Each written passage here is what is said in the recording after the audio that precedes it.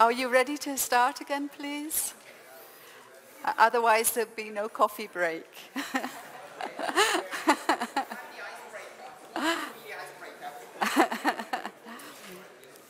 Good. That's great. Okay, the icebreaker. Our team found out that risk is a term which is not quite clear, and it may be different from the point of view of the teacher and of the learner. Oh. So the actual learning process may have its risks, and also the evaluation from the point of view of the teacher, the exam in the end, may have its risks. Fantastic. So risk itself is a difficult term to understand and means different things in different contexts. Great. I think John's pointing to my husband. We have a good one.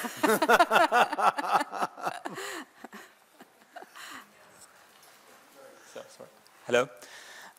We agreed that this right here is such a situation, and we think that you put us into this situation on purpose. Yes, absolutely. If we haven't expected such a situation, we have now. We talked about reducing this risk for our students and for us as teachers, and we agreed on we try to help students with kind of given paths and kind of telling them that it's a game at first that isn't harmful to them, and then they maybe will start trying out. Mm-hmm. Thank you. That's really, and interestingly, in a minute we're going to show you how we draw footprints. But in another workshop that we did a couple of years ago, one of the participants drew the workshop as a very risky workshop. So you've actually picked on something that we are familiar with, and we were just talking to Jutta about, throwing out so many new ideas that have taken us such a long time to think about, and expecting that somehow you're going to be able to assimilate it all in a short time. So I fully appreciate where you're coming from. Have we got another one, maybe? Lovely, thank you.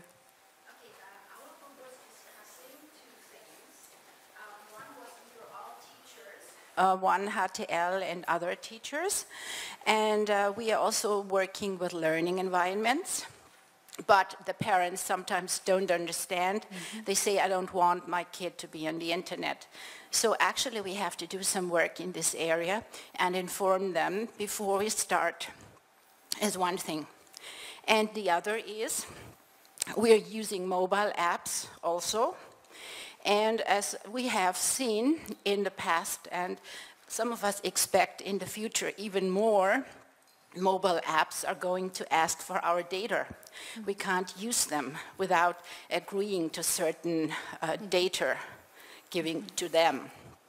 So actually, we don't know what to use. And one of our colleagues said the thing we might do if the app really wants to have the data don't want to give away, you just delete it. You don't install it.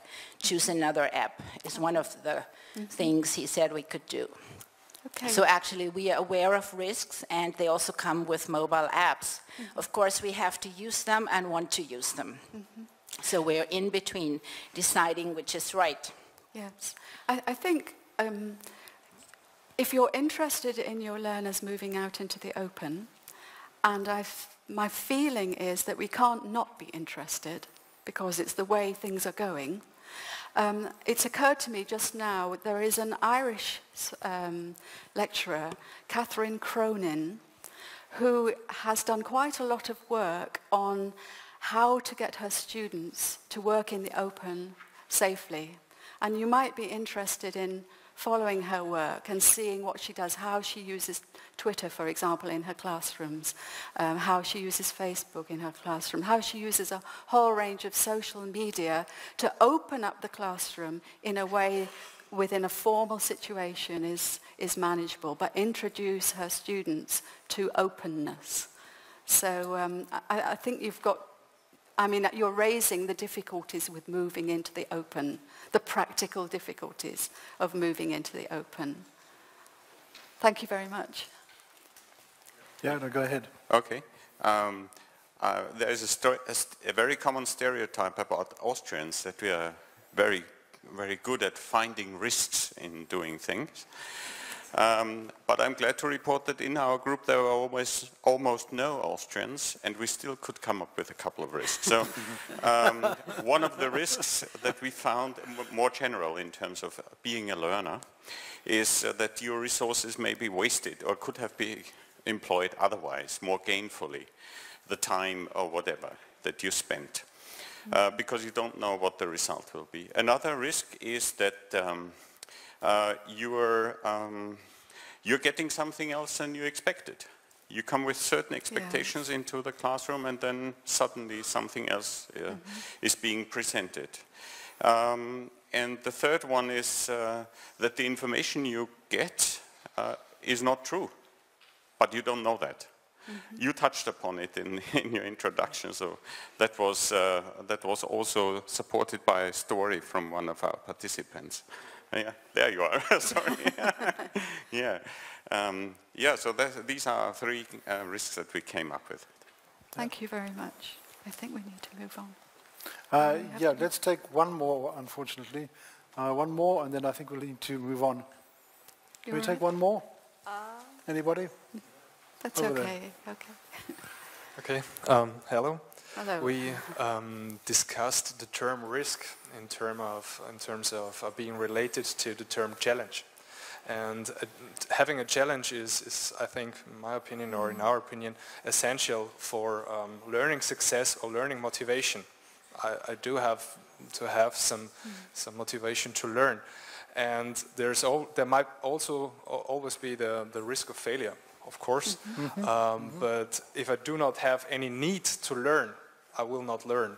So I have some challenge to be to take, and there's always the risk. So I think risk is essential for learning. Absolutely. But it's a balance, isn't it? It is. It hasn't to be so risky. But that reducing they the fall risk off. to zero would not be absolutely. too good. Yeah. We guess. Yeah. Okay.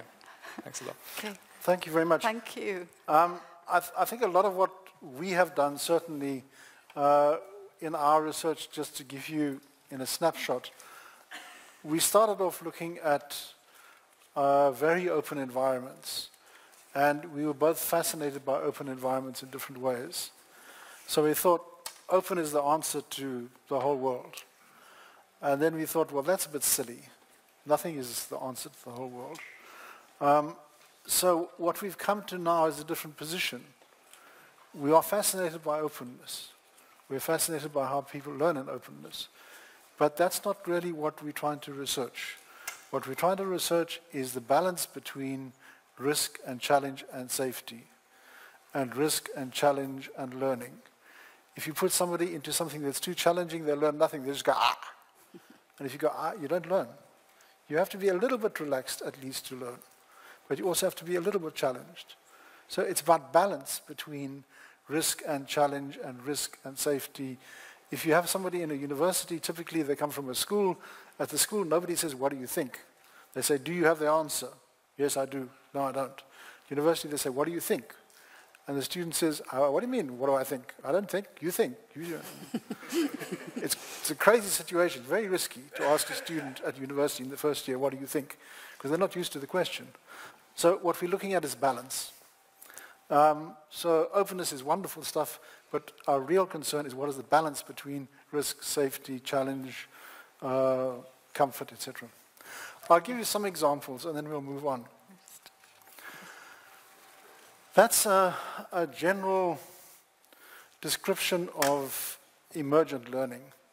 It comes largely from the work of a crazy guy, but he's very good, called Sugata Mitra, who did hole-in-the-wall experiments.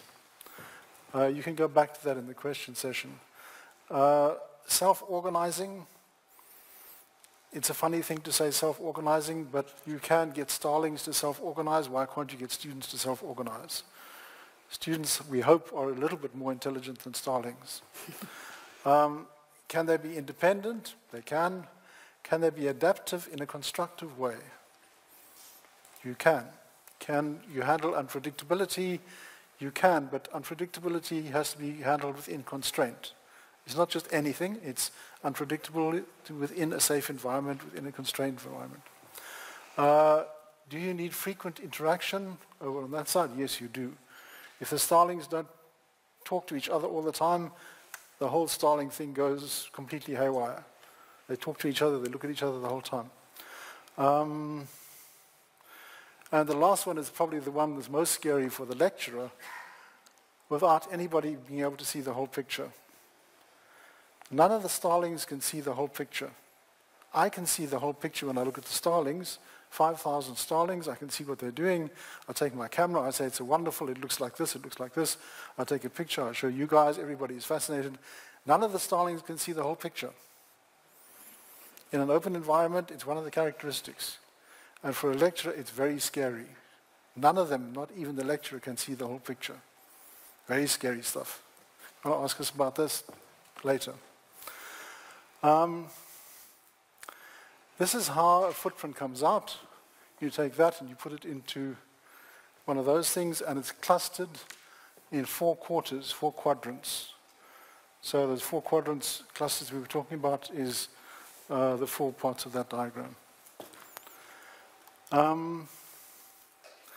That's a standards-driven teacher training course.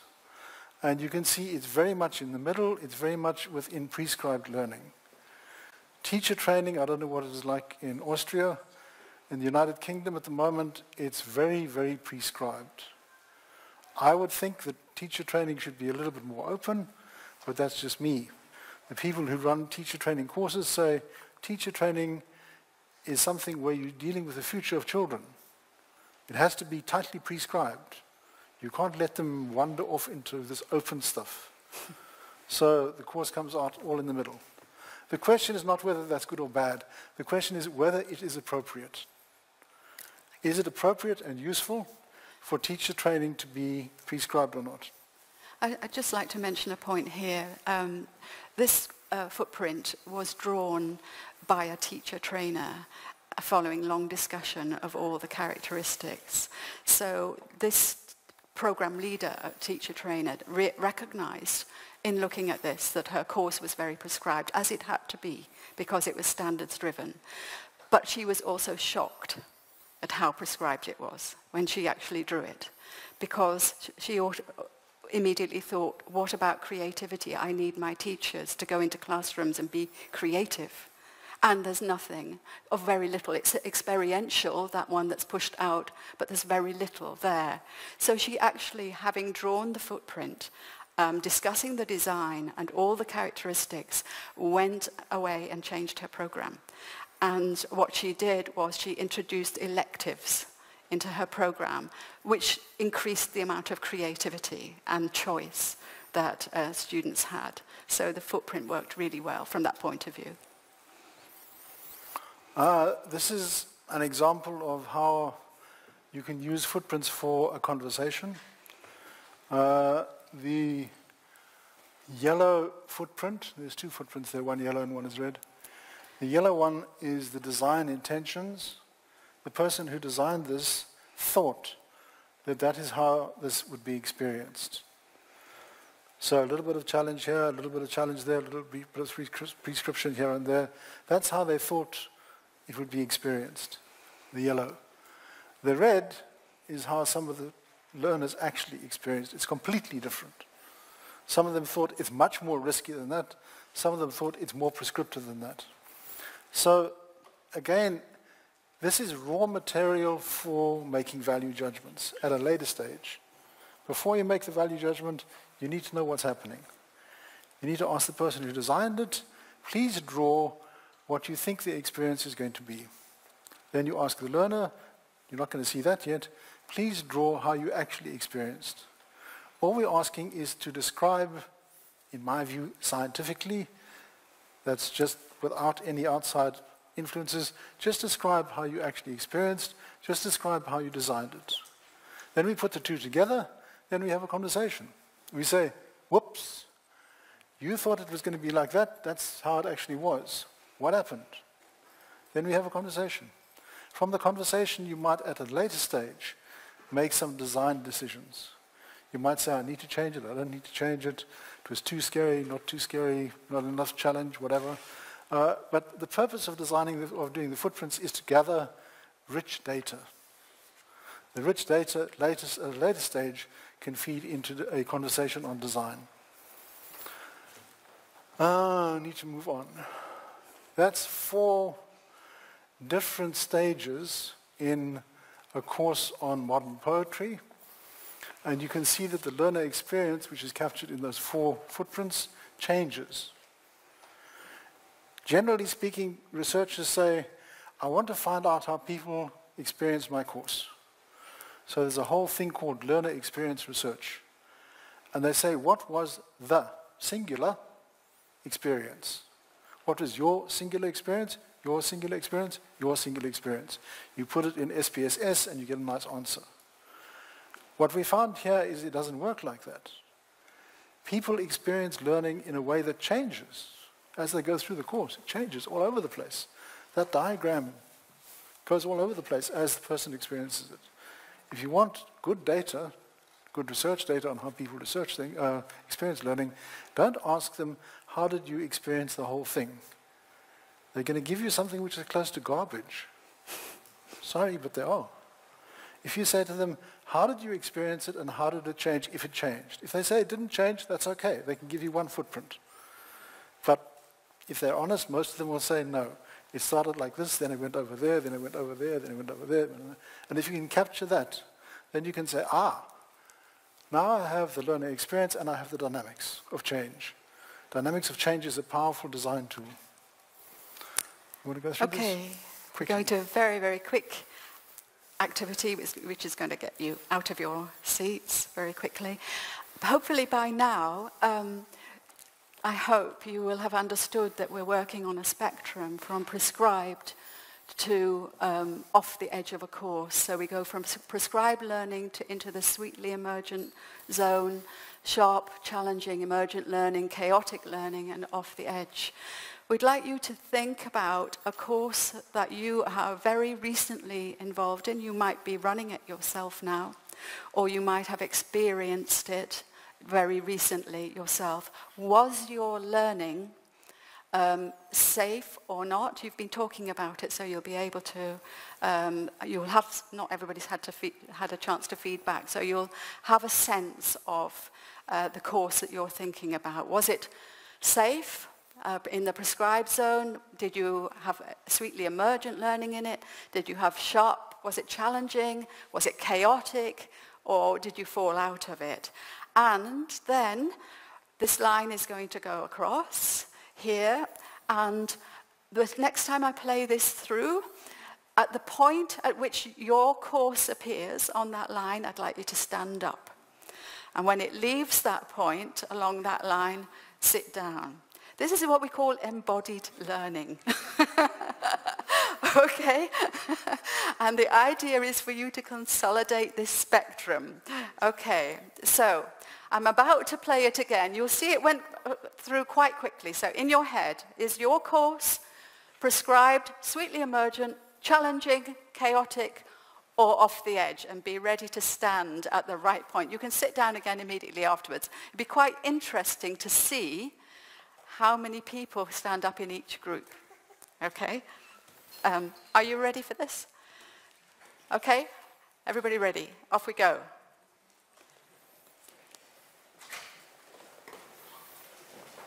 Oh, that's nice.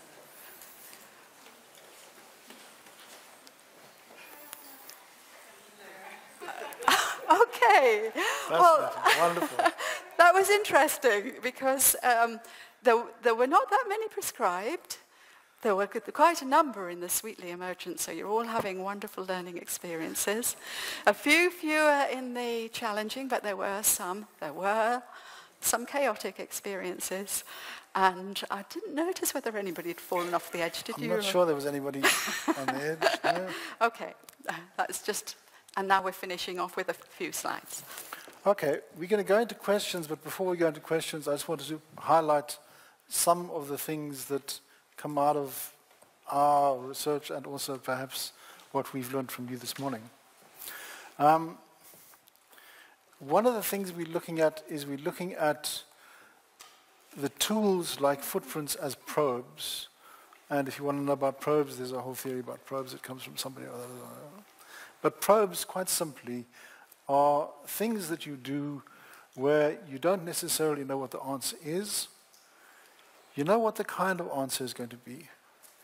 And what you're most interested in is the unexpected answers.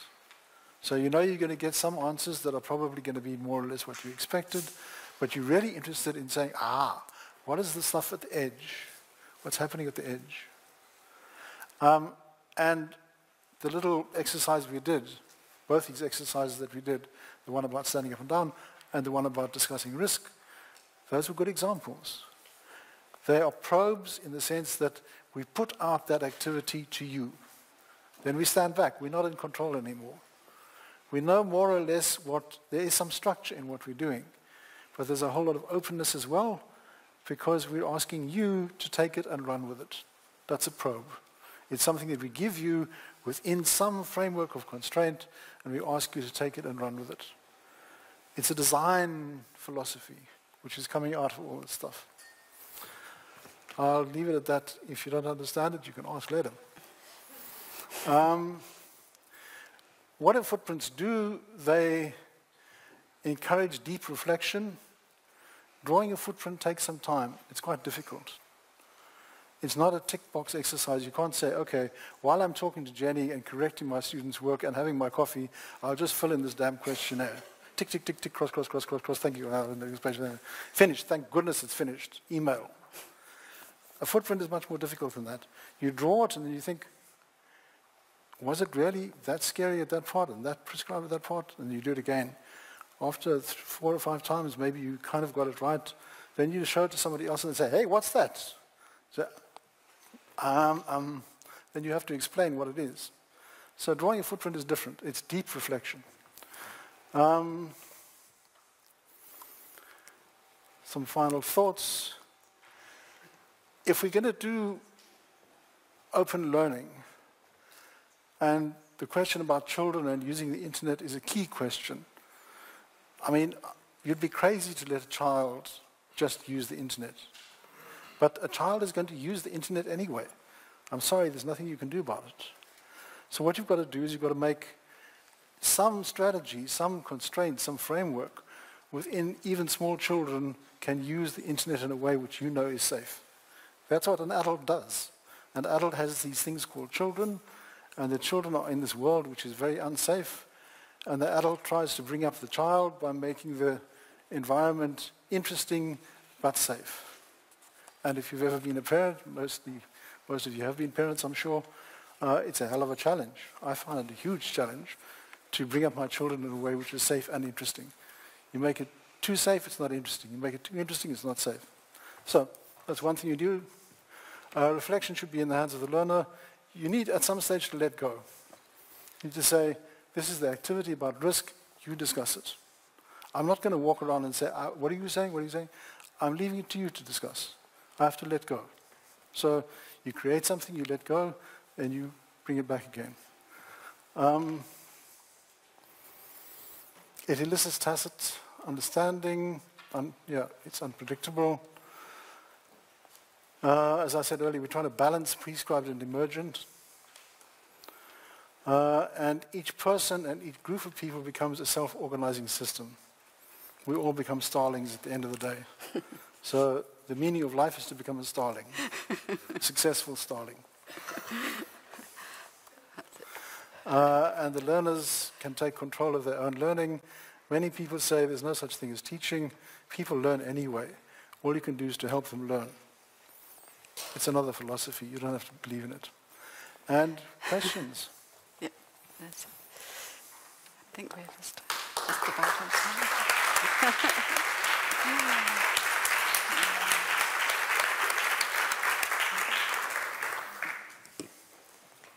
Thank you for your nice presentation and for the interactions, which were great. And before I start the discussion, I want to add something about this method of footprints. I'm using the footprints till 2 years, and they are complex. So you have to start and do them without thinking about each individual factor. And so in our paper, in our book, there's an article of mine about all my footprints. And here you can read that I already did a lot of them. And also when I'm doing footprints with my students, there's a short explanation as we will do it in the workshop, but then you should do it. And when you do it again, they give you new answers. And that's that I like about them. So don't be afraid to use them. Your questions, please.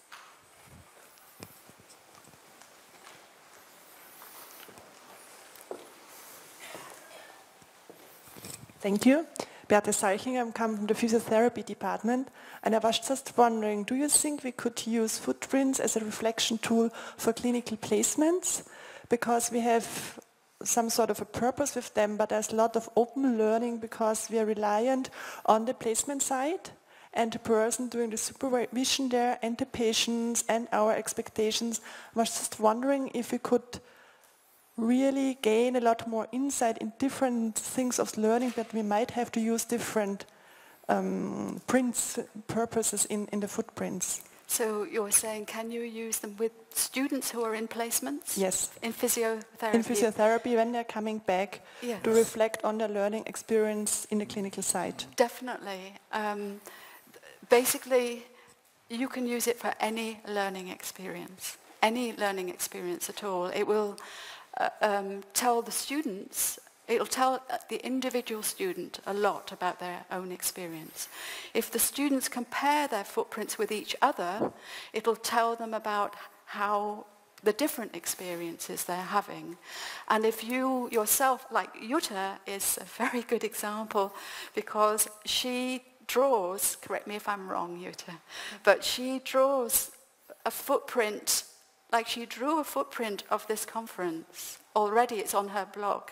I saw it last night, I thought, wow, the footprint is drawn, and that was her expectation for this conference. So you could draw from your expectation of the student placement. What is your, and then you can compare. What do the students compare with your footprint? How do they compare with each other? Yes, any learning experience, especially something like that where you are on a clinical placement, where there's likely to be transformative learning. The learning is likely to be very emotive. So in those sorts of situations, we're looking for our learners to develop their identity as people. So you're looking for your learners to become and be physiotherapists. What does that mean? It's not about what they know about the body. Of course they have to know that. It's about who they are as people. And these footprints help learners to bring up that, who am I as a physiotherapist? Mm-hmm. You know, what do I really think about it? Yes, definitely. The factors, what we didn't say, was we regard them as a palette. You can select from them. Use the ones that you want to use that seem appropriate to your learners. So definitely, I'd be interested to see what you come up with. Yeah, let me just add to that one thing. There's a whole field, certainly in the UK, and I presume it's in Austria as well, of introducing people to professional courses, professional degrees. We have professional doctorates and professional MAs and professional MScs and so on. It's a huge problem to say to somebody, I'll give you a degree in something which is practice. The practice of physiotherapy, the practice of paramedics, the practice of being a businessman. And it's a big tension between the two. And what footprints will say is, can you draw the part in the classroom? Can you draw the part in the practice? And then we talk about what happened, because those footprints are going to be very different. The one in the classroom is going to be much safer, I'm sure. The one in the practice is going to be scary as hell, for sure. There's no way it's not going to be. But then you can say, okay, and how do you manage the two? But now you have rich experiential data on an individual basis, on a collective basis. Now you can discuss on the basis of using rich data on what is scary here, what was not scary here. Excellent. And if you need help, yeah, we will support you, of course. Just a question really for both of you, that I've picked up from what you've been saying that evaluation is problematic in any learning environment, and in large open learning environments it's impossible. But I just want to check if that is a correct interpretation on my part. But secondly, the point that you are very strongly making is that if we hand the process of valuing learning to the learners through a footprint or a probe or whatever we choose to call it, they can then provide the organizers, the designers, with feedback about the way in which that learning experience worked for them. So evaluation now becomes a conversation between the learners and the designers, rather than an explicit statement that this learning environment, this learning experience was good or not good. Have I understood it correctly? Absolutely. Evaluation is very difficult, and in open learning it is more difficult. I don't think it's impossible. It's only impossible if you try and apply the tools from prescribed learning into open learning.